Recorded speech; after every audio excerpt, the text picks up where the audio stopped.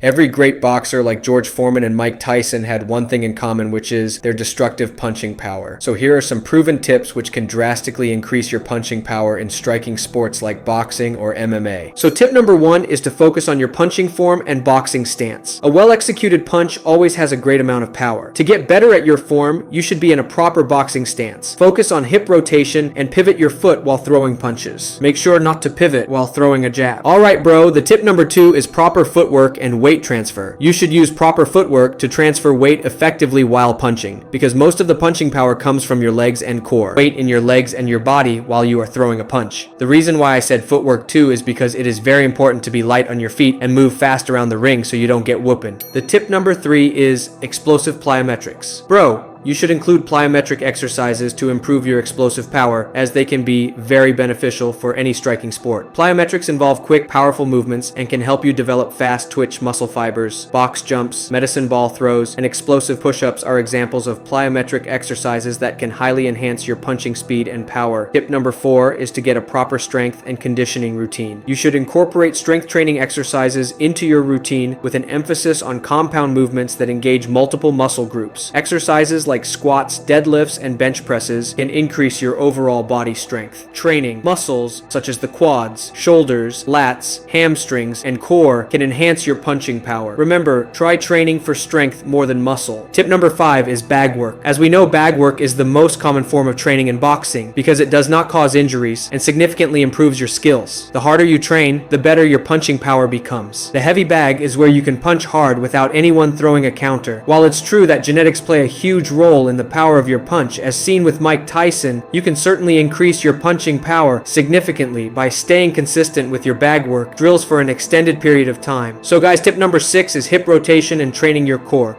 There's a reason why Manny Pacquiao did thousands of crunches and sit-ups a day. It is because your core is one of the most important muscles in boxing, and hip rotation is where a lot of the power in your punch comes from. And it also gives you a good looking and a strong core. Alright bro, tip number 7 is to watch pro fighters and boxers.